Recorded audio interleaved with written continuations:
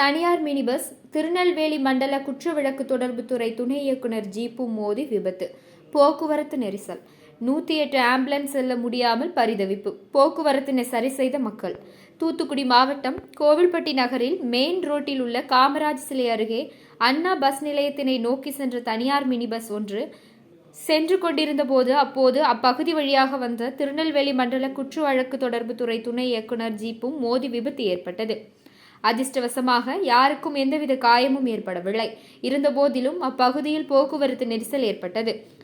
அப்போது அந்த வழியாக வந்த 108 ஆம்புலன்ஸ் சிறிது நேரம் செல்ல முடியாத நிலைக்கு ஏற்பட்டது.